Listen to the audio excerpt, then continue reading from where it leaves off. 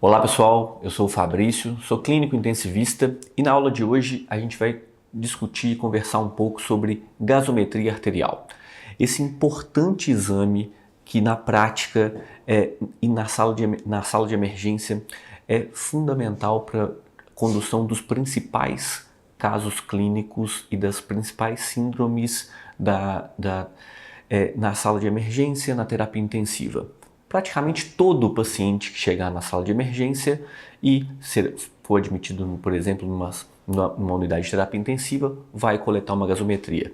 Você sabe interpretar, você sabe pegar um exame de gasometria e tirar dele o maior número de informações possíveis para ele te ajudar a conduzir o caso do paciente. E algumas ferramentas que nós vamos te dar aqui hoje, para você saber alguns detalhes importantes que não pode deixar passar batido na análise desse exame. Primeiro a gente vai começar pelos conceitos, e começar pelos conceitos básicos mesmo. O que é a gasometria? Então a gasometria é um exame que vai identificar para a gente distúrbios ácidos básicos e distúrbios gasométricos. Então assim, mas óbvio, né? É o exame, gasometria. Tá, distúrbio de gases, oxigênio e gás carbônico principalmente.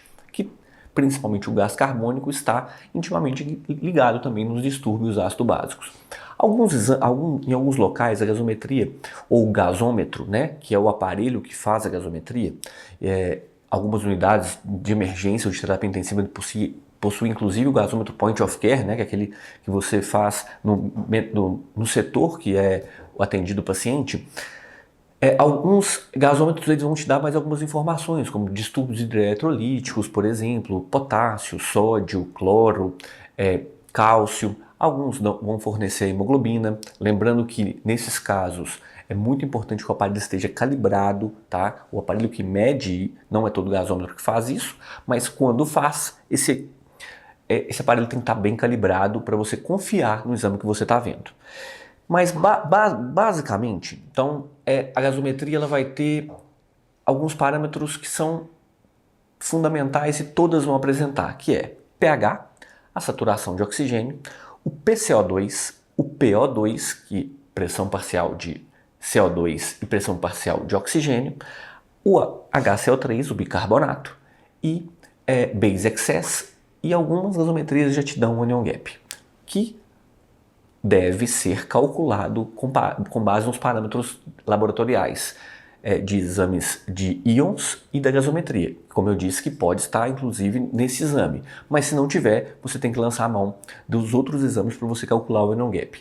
Então, mesmo que a gasometria te dê o anion gap, é importante demais você calcular, e a gente vai aprender a fazer isso aqui hoje. Bem, começando na análise da gasometria, a gente vai começar com o pH. O que é o pH? O pH é uma medida para normatização vamos colocar assim, da acidez ou da alcalinidade de um meio líquido, tá? Então isso e o que a gente está falando aqui é o sangue. E como que a gente calcula o pH, tá? O pH, essa fórmula que a gente está mostrando aqui embaixo, é a fórmula clássica de pH, vai depender, tá? Na homeostase sanguínea, vai depender basicamente de bicarbonato e PCO2. E aí, olhando a fórmula, a gente consegue já perceber que se eu aumento o bicarbonato, eu vou aumentar o pH. Eu vou tornar o meio mais básico alcalino. Agora, se eu diminuo o bicarbonato, eu reduzo o pH, torno o meio mais ácido ou se eu aumento o PCO2, por exemplo, eu vou estar tornando o meio mais ácido. O pH vai cair. Então, o PCO2 é inversamente proporcional, vamos colocar assim, se existe uma relação de proporcionalidade à elevação ou diminuição do pH. Portanto, PCO2 aumenta, eu tenho redução do pH. Se o PCO2 diminui, eu posso ter aumento do pH, o meio se tornando mais básico alcalino. Tá, mas aí você vai me perguntar, Fabrício, a gente então, como que esse equilíbrio funciona no nosso organismo? Como que a gente consegue controlar a nossa homeostase, já que a gente vai ter flutuações de bicarbonato, de PCO2, de outros íons envolvidos no controle ácido básico? Por que a gente consegue equilibrar? Uma das formas de se equilibrar isso é através do tampão bicarbonato CO2, né? O que nada mais é do que o bicarbonato combinado com o H+, com o íon ácido, né? Ele vai, se a gente considerar o bicarbonato uma base, porque ela recebe um H+, ela vai formar o bicarbonato, que é o H2CO3, o ácido carbônico, na verdade, que desmembra em CO2 e água. Então, a base desse sistema é o bicarbonato, porque ele vai receber o H+, tá? Então, assim, e o ácido é o CO2, porque ele libera esse H+. Então, a liberação, né, e a retenção ou absorção desse H+, vai fazer com que esse equilíbrio aconteça, o chamado, então, tampão bicarbonato CO2. Então, sempre que eu aumento o valor, a acidez, eu vou acionar o bicarbonato se liga nesse H+, vamos colocar assim, sobrando, formando o ácido carbônico, que vai desmembrar em água e CO2, e esse CO2 vai ser eliminado do nosso organismo na respiração. Ou seja, eu controlei o pH com uma das formas mais comuns da gente fazer isso, que é o tampão bicarbonato CO2. A outra forma, e aí a gente vai já iniciar um outro conceito que é fundamental a gente saber na gasometria, que eu acabei de falar no início da aula, que é o anion gap. A outra forma da gente analisar e de manter o equilíbrio ácido básico no nosso organismo é através da análise do anion gap. E como que a gente faz isso? E que princípio que o anion gap usa, e é o mesmo princípio que a gente vai explicar como que acontece esse equilíbrio ácido básico. É o princípio da eletroneutralidade. Esse princípio da eletroneutralidade ele está tanto no conceito do anion gap quanto na explicação de por que o nosso organismo vive nessa homeostase. E quando existe algum desequilíbrio, a gente vai ter alguma patologia que explica. Então, o que é o anion gap? O anion gap nada mais é do que a diferença entre os cátions medidos, o principal cátion medido, o sódio, e os ânions medidos, que são cloro e bicarbonato. Então, a diferença entre um e outro vai dar o que a gente chama de anion gap. E por que existe essa diferença? Por quê? Como eu disse, nesse princípio da eletroneutralidade, a gente vive em um perfeito equilíbrio entre cátions e ânions. Quando existe algum desequilíbrio entre eles, eu preciso de entender primeiro o que está causando esse desequilíbrio. Tá? Então, no caso numa perda de equilíbrio, vai ocorrer uma alteração em algum ácido orgânico ou em algum cátion ou ânion, na verdade, orgânico, para reequilibrar a eletroneutralidade ou para trazer o organismo para a neutralidade. Então, vamos supor uma situação em que eu tenho uma acidose metabólica com uma queda do bicarbonato de maneira mais importante, mas o cloro se mantém estável ou cai um pouco o cloro. Para eu equilibrar, para eu trazer o organismo para a eletroneutralidade novamente, eu tenho que aumentar os ânions não medidos. Então, uma acidose metabólica com um anion gap aumentado, ele vai estar... o anion gap significa ânions não medidos. Então, quer dizer que para equilibrar de novo íons e cátions e ânions, eu precisei lançar a mão dos ânions não medidos. E o aumento desses ânions não medidos podem, muitas vezes, ele vai consumir mais cloro, então o cloro vai estar normal ou baixo, ou diminuir a quantidade de bicarbonato para manter esse equilíbrio. No caso, por exemplo, de uma alcalose metabólica, né? Então, assim, pode ocorrer, exemplo, um excesso de bases. Então, isso, para trazer de novo o equilíbrio ácido-básico, eu posso consumir ácidos orgânicos ou não medidos, ou mesmo aumentar o nível de bicarbonato. A gente explicou então de uma acidose metabólica com anion gap aumentado. Agora vamos falar sobre uma acidose metabólica com anion gap normal, tá? Então, quer dizer que já que eu estou falando de uma acidose, o bicarbonato está consumido, né? Então, nesse caso, para manter o equilíbrio iônico, para manter a eletroneutralidade, eu preciso de aumentar o cloro. Então, toda vez que eu tenho uma acidose metabólica com anion gap normal, eu tenho o cloro aumentado. A gente, nesse gráfico que a gente mostra aqui ao lado, vocês conseguem raciocinar isso perfeitamente, tá? Só olhando o princípio da eletroneutralidade. Sempre que eu tenho, então, eu tenho que estar em equilíbrio de cátions e ânions, e analisando esse equilíbrio, eu vou entender perfeitamente, é muito importante a gente saber isso, como que eu vou usar o anion gap na prática, tá? Então o anion gap, essa relação de bicarbonato e cloro com os ânions, com o equilíbrio com o sódio. Então para calcular o anion gap, eu preciso de sódio, bicarbonato e cloro. Qual que é a importância da gente definir o anion gap? É a classificação dessa acidose, principalmente da acidose metabólica. Entender o conceito, em resumo, anion gap significa ânions não medidos. Tá? Os ânions não medidos, cuja conta que a gente vai fazer é sódio menos bicarbonato mais cloro. Fazendo essa conta, baseada no princípio da eletroneutralidade, a gente vai ter anion gap normal, acidose metabólica hiperclorêmica. Anion gap aumentado, acidose metabólica com predomínio de ânions não medidos. Exemplo, lactato, os salicilatos, cetoacidose diabética, são causas de acidose metabólica com anion gap aumentado. Entendemos esses conceitos, então o conceito de pH, o conceito de sistema tampão, anion gap, a gente precisa de entender quais são os valores normais de uma gasometria. Por que isso é importante? Porque a partir deles eu vou iniciar a nossa interpretação, daqui a pouco a gente vai falar do passo a passo para a interpretação da gasometria. Primeiro, qual que é o pH normal? 7,35 a 7,45. CO2 normal de 35 a 45, bicarbonato de 22 até 26 e um anion gap, que a gente acabou de falar, é de 6 a 12. Falamos dos valores normais e aí a gente chega num ponto que é uma dúvida muito comum na prática.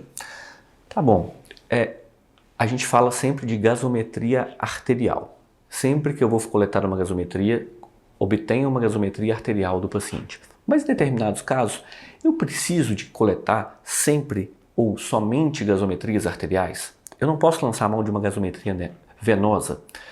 Em quais casos eu posso lançar mão da gasometria venosa? Então, em quais casos é exclusivo o uso da gasometria arterial? Isso é importantíssimo na prática, porque, por exemplo, se eu tenho que ficar seriando gasometrias do paciente, e se eu posso fazer uma gasometria venosa, é muito mais cômodo e menos sofrido mesmo para o paciente coletar uma gasometria na veia, porque a coleta arterial ela é muito incômoda, ela dói muito. Então, por esse motivo, é muito importante a gente entender, existe diferença ou quais as diferenças nos valores da gasometria arterial e venosa, para a gente poder aplicar na prática e usar a gasometria venosa da melhor maneira possível. Olha, na prática a gente tem uma diferença de pH da gasometria venosa para arterial. Sim, a gasometria, o pH na gasometria venosa é 0,03 a 0,04 menor do que na gasometria arterial. O bicarbonato é 2 a 3 maior na gasometria venosa. Já o PCO2 é de 3 a 8 milímetros de mercúrio maior na gasometria venosa. O que a gente conclui disso então? Que a gasometria venosa ela é muito boa para a gente identificar distúrbios metabólicos, tá? Para a gente identificar alguns acidose ou alcalose metabólica, tá? Então, para análise do bicarbonato, vai ser um ótimo exame para a gente triar isso. E para a gente acompanhar, por exemplo, o tratamento de um paciente que está com uma acidose metabólica importante. Exemplo, cetoacidose diabética. Eu posso usar a gasometria venosa para fazer o controle do paciente com cetoacidose diabética em tratamento no pronto-socorro. E também, como a diferença do PCO2 é muito pequena em relação à gasometria arterial, eu posso utilizar essa ferramenta, a gasometria venosa, para excluir hipercapnia. Se eu tenho uma gasometria venosa com PCO2 normal, eu excluo hipercapnia, um valor preditivo que a gente fala negativo. Agora, se a minha suspeita é um paciente com distúrbio de trocas gasosas, seja uma insuficiência respiratória hipoxêmica, seja uma insuficiência respiratória mista, hipercapnica mais hipoxêmica, sim, eu vou ter que lançar a mão da gasometria arterial. Então, como regra, para os distúrbios puramente metabólicos, sim, eu posso usar a gasometria venosa. Para os distúrbios que são puramente gasométricos, das trocas gasosas, eu vou ter que lançar a mão exclusivamente da gasometria arterial. Quando a gente fala a exceção vale somente naquele paciente que eu suspeito só de hipercapnia. Nesse eu posso usar a gasometria venosa. Eu acho que na prática, se a gente guarda essas duas informações, a gente começa a usar a gasometria venosa de maneira muito mais frequente e muito mais assertiva, sem incomodar tanto o paciente, sem ficar lançando mão até de medidas mais invasivas, como por exemplo um catéter arterial para ficar coletando e seriando gasometria. Entendemos os conceitos, entendemos a diferença da gasometria venosa para arterial, agora a gente vai falar um pouco sobre os principais distúrbios. Que distúrbios, afinal, que eu posso identificar numa gasometria? O primeiro distúrbio, e talvez o mais importante, o mais difícil na prática, é a acidose metabólica, quando existe uma redução do bicarbonato, levando à redução do pH sanguíneo. Então, a acidose metabólica, ela é causada pela redução do bicarbonato. Tá, e como que eu compenso? E aqui eu vou mudar um pouquinho o termo. Eu não vou usar o termo compensar, eu vou usar o termo amortecer. Por quê? Quando a gente fala de compensação, a gente fala de normalização do pH. E aí que já vai outro macete importante para você na prática. Toda vez que você viu um distúrbio ácido básico com um pH normal, já pense de cara que esse distúrbio ácido básico é um distúrbio misto. Por quê? Porque um distúrbio metabólico ou respiratório puro, tá? Geralmente ele não vai causar normalização do pH. A resposta compensatória ou a tentativa de compensação, ela vai só amortecer o pH. Então, o pH ainda vai continuar alterado, mas amortecido pela tentativa de compensação. Então, na acidose metabólica, eu tenho um bicarbonato mais baixo, qual que é a nossa tentativa de amortecimento e qual que eu falo sempre que a gasometria é um equilíbrio pulmão-rim. Então, no acidose metabólica, o mecanismo de amortecimento é pulmonar.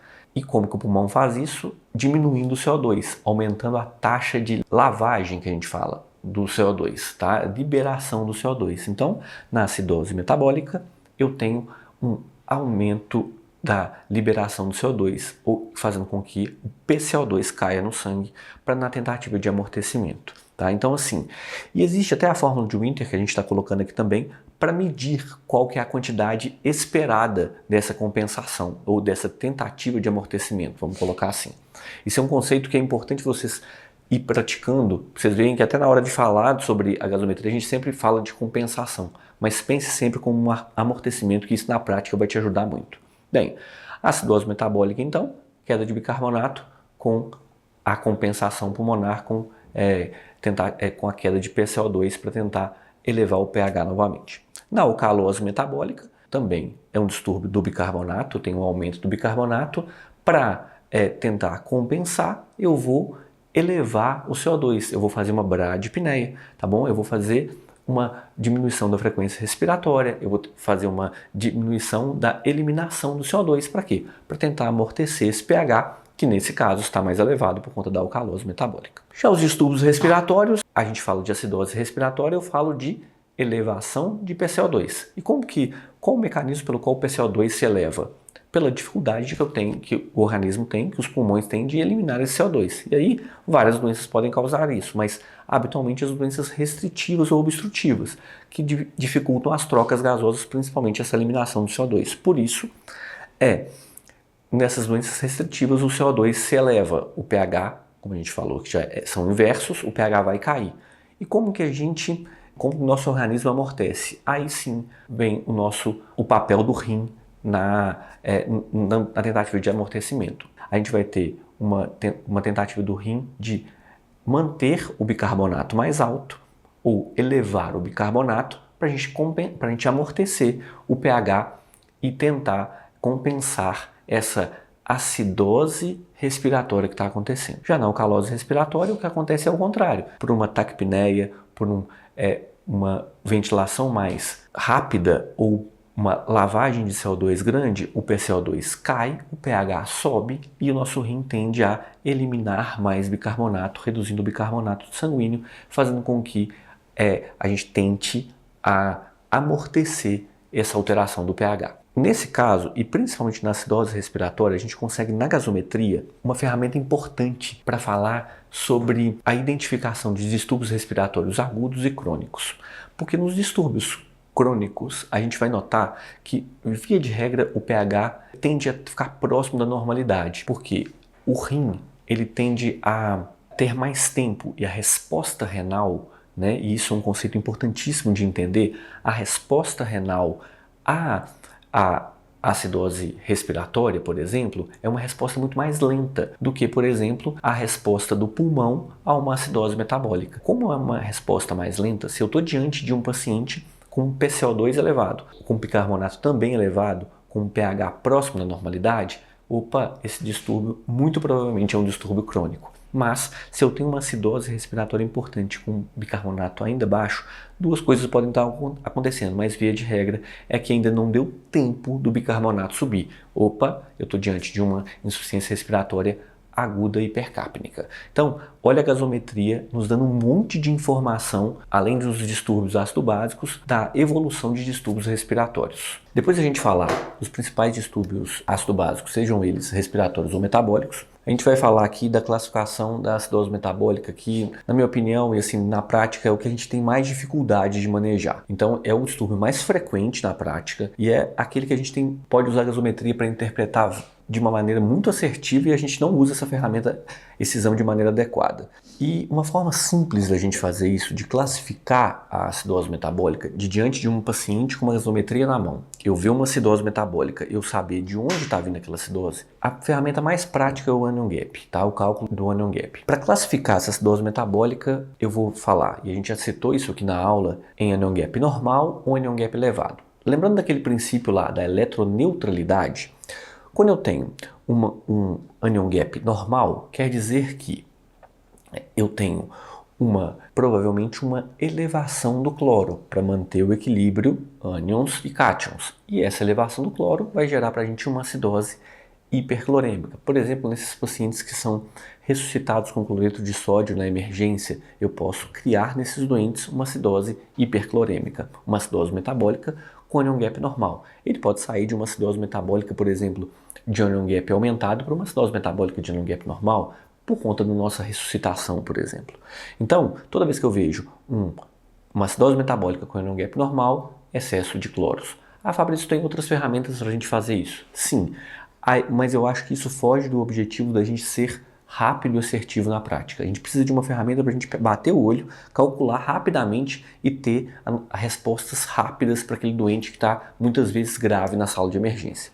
A outra forma de classificar é através do Onion Gap aumentado.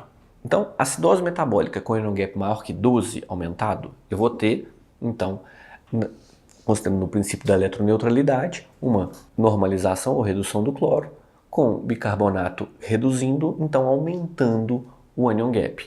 Então, Onion Gap aumentado, ânions não medidos aumentados.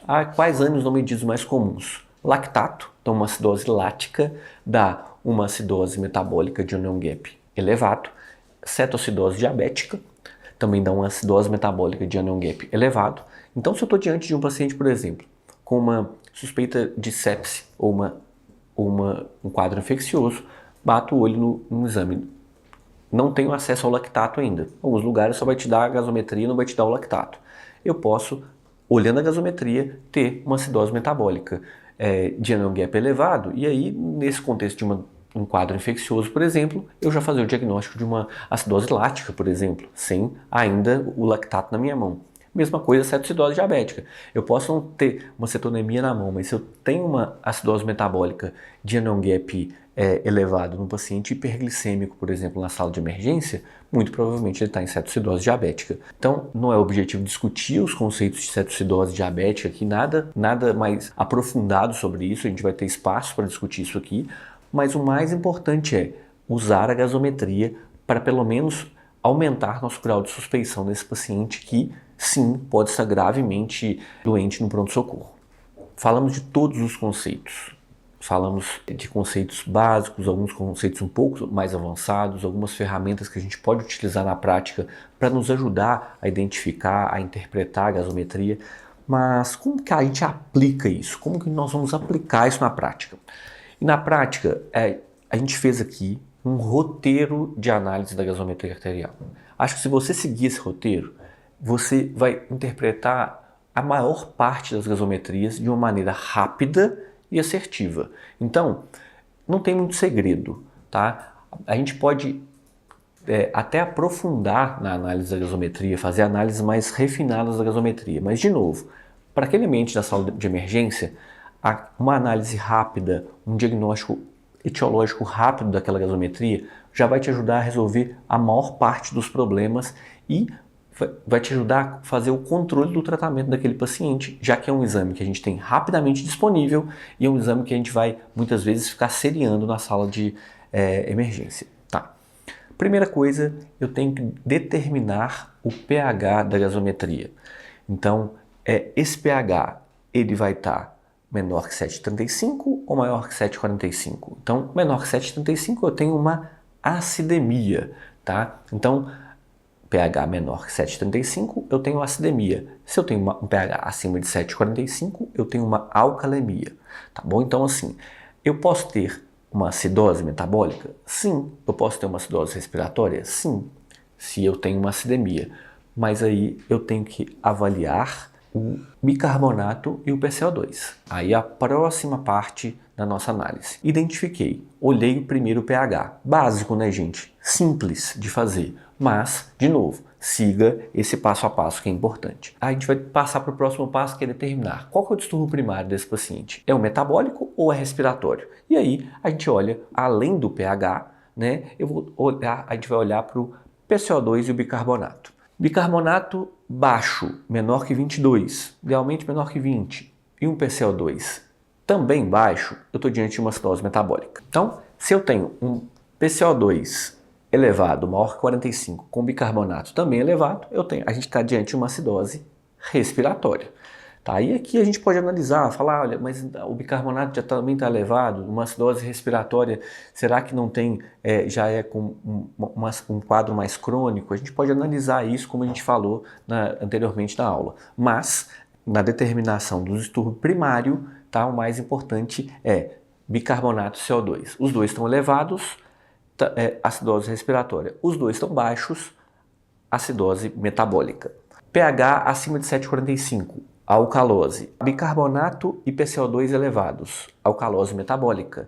Ambos baixos, alcalose respiratória. Uma ferramenta importantíssima na prática. Tá? Então, bicarbonato baixo, acidemia com acidose metabólica. Bicarbonato elevado, alcalemia com alcalose metabólica. São dois tipos de interpretação que a gente pode fazer analisando pH e bicarbonato ou PCO2. PCO2 elevado, acidemia com acidose respiratória. PCO2 baixo, alcalemia com alcalose respiratória. Então, assim, são formas da gente interpretar. Essa tabelinha vai ficar aqui na aula para vocês, tá? E vai ter no nosso e-book como uma ferramenta de novo, análise rápida da gasometria. Continuando, na nossa análise, então, a gente já determinou o pH, determinou se o distúrbio primário é metabólico ou respiratório. A gente tem que determinar se o distúrbio primário está amortecido ou compensado. Lembrando que se ele tiver com normalização de pH, a gente está diante de um distúrbio misto. Via de regra, distúrbios mistos normalizam pH. Distúrbios amortecidos não normalizam pH. Então, para determinar se um distúrbio ele está compensado, a gente vai usar fórmulas. Também a gente está deixando aqui para vocês utilizarem na prática. Vocês podem utilizar inclusive aplicativos com essas fórmulas. Também são ferramentas rápidas na prática de fazer essa análise. Mas eu preciso diante da alteração na gasometria, estabelecer qual que é o distúrbio primário. A alteração inicial é bicarbonato. O que aconteceu com um PCO2? Esse PCO2 ele está compensando ou tentando amortecer esse bicarbonato, elevando o PCO2 ou diminuindo o PCO2. Por exemplo, na acidose metabólica, em que eu tenho uma queda do bicarbonato, o PCO2 ele vai tender a cair. Qual que é o tamanho dessa queda? A gente tem fórmulas que a gente consegue dimensionar o tamanho dessa queda para entender, será que o distúrbio é misto, tem uma acidose metabólica com uma acidose respiratória, ou tem uma acidose metabólica pura só com uma tendência de queda do PCO2 dentro do esperado. E para calcular, a gente, como eu disse, a gente tem todas essas fórmulas que a gente vai deixar aqui para vocês, porque na prática é o que a gente usa. Nesse roteiro de análise da gasometria, tá? Determinei o pH, determinamos o distúrbio primário, determinamos se esse distúrbio primário está compensado. Para as próximas dois passos da análise da gasometria, a gente só vai continuar se a gente estiver diante de uma acidose metabólica. Eu não tenho uma acidose metabólica, eu parei no terceiro passo. Só determine o pH, determinou o distúrbio primário e determinou se o distúrbio primário está compensado. Então, diante dos distúrbios respiratórios e da alcalose metabólica, eu vou até no terceiro passo. A partir do quarto e quinto passo, a gente vai falar só de acidose metabólica. Por quê? Porque diante da acidose metabólica, a gente já falou, é muito importante você calcular o anion gap. Anion gap entre 6 e 12, acidose metabólica hiperclorêmica. Anion gap entre maior que 12, você está diante de uma acidose metabólica com ânions não medidos aumentados. Lactato, salicilato, tem alguns envenenamentos podem dar também, e a cetoacidose diabética. Chegamos no quarto passo, calculamos o anion gap. E aí, o quinto passo vai ser, a gente só vai dar caso o anion gap esteja aumentado. Então, diante de uma acidose metabólica com predomínio de ânions não medidos, eu vou ter que calcular o que a gente chama de delta-delta. E o que é o delta-delta? Tá? Então, assim, o delta-delta para cálculo da magnitude dessa acidose metabólica. Ou se a gente tem uma acidose metabólica associada a uma acidose hiperclorêmica. Então, acidose metabólica com anion gap elevado, a gente calcula o delta-delta, a fórmula também está aqui. Então, assim, que nada mais é do que o anion gap, o delta anion gap com o delta bicarbonato. Fiz o delta-delta, deu menor que 1, a gente tem uma acidose metabólica hiperclorêmica associada a uma acidose metabólica com anion gap elevado, ou seja, a diminuição do bicarbonato superou a elevação do anion gap. Se eu tenho um delta-delta maior que 2, a nossa acidose metabólica está associada a uma acidose hiperclorêmica com uma acidose com ânions não medidos.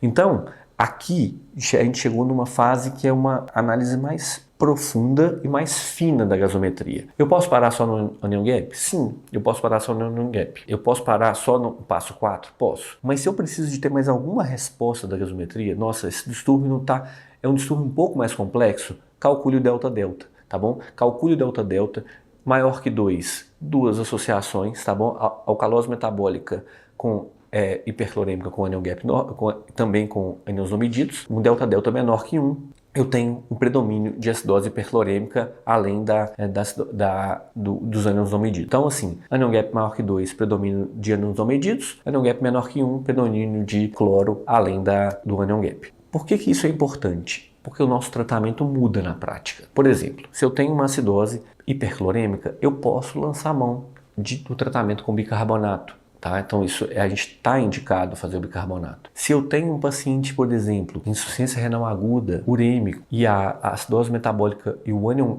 não medido que eu estou pedindo é ureia, é secundária uремia, eu estou autorizado a fazer bicarbonato pelos estudos mais atuais. Agora, se eu estou diante de um paciente séptico com uma acidose metabólica com NO-GAP elevado, é uma acidose por hiperlactatemia provavelmente, eu já não estou indicado fazer o bicarbonato. Olha a importância de, na prática, eu saber interpretar a gasometria e usar essa ferramenta para um diagnóstico etiológico e classificar, por exemplo, a acidose metabólica, que sem dúvida é o distúrbio mais importante e o mais difícil de ser interpretado na prática. A gente tentou fazer aqui uma revisão dos conceitos básicos da gasometria, alguns até um pouco mais aprofundados, mas principalmente te dá uma ferramenta para você interpretar sua gasometria na prática de forma rápida e assertiva. A gente se vê na próxima aula. Um abraço.